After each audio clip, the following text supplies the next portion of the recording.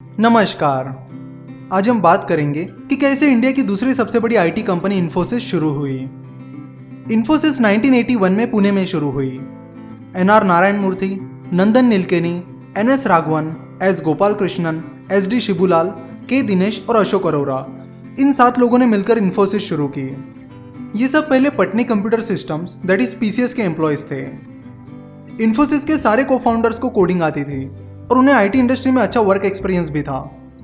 1975 से customise softwares की demand बढ़ने लगी। इस बड़ी अपॉर्चुनिटी को सामने देखकर उन्होंने इन्फोसिस शुरू करने का निर्णय लिया। इन्फोसिस 10,000 रुपए से शुरू हुई थी, जो कि मिस्टर नारायण मूर्ति ने उनकी वाइफ सुधा मूर्ति से लिए थे। सुधा मूर्ति ने अपनी सैलरी से वो पैसे बचा कर रखे थे। मिस्टर मूर्ति के घर की पहली रूम इन्फोसिस का पहला ऑफिस बना। 1983 तक इन्फोसिस के पास कोई कंप्यूटर नहीं था। 1983 में इन्फोसिस में पहला कंप्यूटर आया। 1991 के लिबरलाइजेशन से पहले इंडिया में बिजनेस करना एक बहुत ही डिफिकल्ट टास्क था। तब इंडिया में बिजनेस अनफ्रेंडली इन्वायरमेंट था। कंपनी का रजिस्ट्रेशन करना हो या फिर कुछ टेक्नोलॉजी मटेरियल या मशीनरी दूसरी कंट्री से इंपोर्ट करना हो, इन सारी चीज़ों के लिए बहुत लंबी प्रोसीजर हुआ करती थी। मिस्टर मूर्ति कहते हैं कि टेलीफोन कनेक्शन के लिए उन्हें 1 साल का इंतजार करना पड़ा था और एक कंप्यूटर इंपोर्ट करने के लिए तब 2-3 साल लग जाते थे। आप सोच सकते हो कि उस टाइम और आज के टाइम बिजनेस करने में कितना फर्क है। इतनी विपरीत परिस्थितियां होने के बावजूद भी उन्होंने कभी हार नहीं मानी। 1983 में इन्फोसिस पुणे से बेंगलोर शिफ्ट हुई। इन्फोसिस तब आईटी बिजनेस में नहीं थी।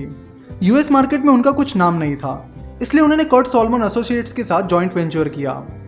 कुछ साल अच्छा चलने के बाद 1989 में ये जॉइंट वेंचर कोलैप्स हो गया, जिससे इन्फोसिस प्रॉब्लम में आ गई। इस कोलैप्स की वजह से कंपनी शुरू होने के 8 साल बाद भी कंपनी फिर से उसी स्टेज पर आ गई थी जहां से उन्होंने शुरू किया था। और फिर ऐसे टाइम इन्फोसिस के को फाउंडर मिस्टर अशोक अरोरा ने इन्फोसिस छोड़ दी। मिस्टर मूर्ति ने तब सबको क्लियर कर दिया कि अगर कोई इन्फोसिस छोड़ना चाहता है तो वो छोड़कर जा सकता है। मैं तो इन्फोसिस के साथ रहूंगा और इस बिजनेस को बढ़ाऊंगा। उस टाइम उनके पास बहुत कम पैसे थे और रिवेन्यू भी बहुत कम आ रहा था, तो मिस्टर मूर्ति और इन्फोसिस के बाकी को फाउंडर्स ने अपने एक्सपेंसेस कंट्रोल में रखे। वो उन होटल्स में रुका करते थे जहां पर चार्जेस कम हो। कभी वो बस से ट्रैवल करते थे तो कभी पैदल। जो लोग उनके साथ कॉलेज में पढ़ते थे उनके पास अब कार्स और घर आ गया था, पर इन्फोसिस के को फाउंडर्स अभी भी वही के वही थे। धीरे धीरे इन्फोसिस का बिजनेस बढ़ने लगा और 1991 के लिबरलाइजेशन के बाद कंपनी के बहुत तेजी से ग्रोथ होने लगी। 1993 में इन्फोसिस का आईपीओ आया। इन्फोसिस का आईपीओ अंडर सब्सक्राइब्ड हुआ था, पर मॉर्गन स्टैनले ने कंपनी के 13% स्टेक खरीदकर कंपनी को बेल आउट किया था। लिस्टिंग के दिन इन्फोसिस का स्टॉक 60% प्रीमियम के साथ खुला था।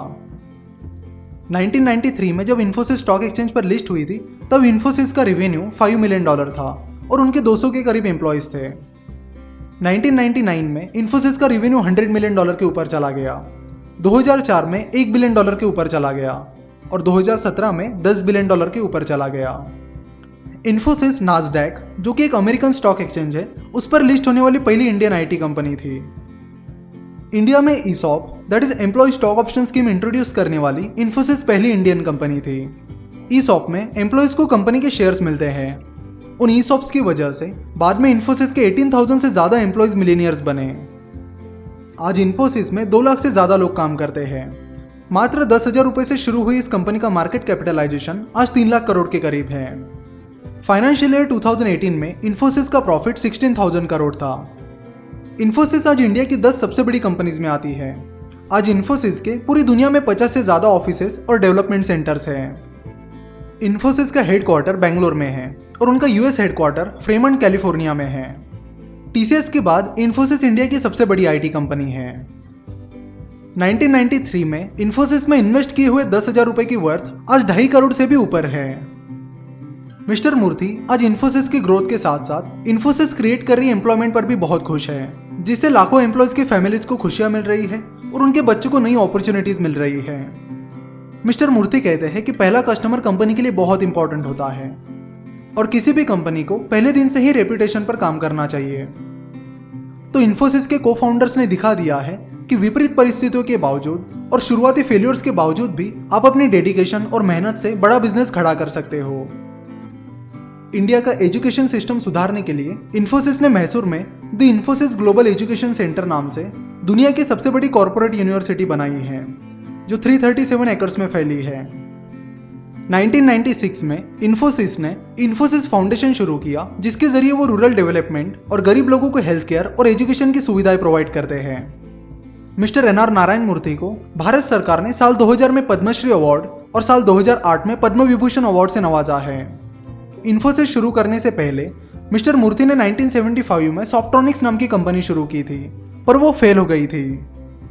इन्फोसिस और मिस्टर मूर्ति की ये सक्सेस स्टोरी आपको पसंद आई है तो जरूर इस वीडियो को अपने दोस्तों के साथ व्हाट्सएप ग्रुप्स पर शेयर कीजिए।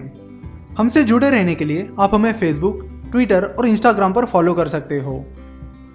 वीडियो देखने के लिए और हमारे साथ जुड़े रहने के लिए आपका बहुत बहुत धन्यवाद।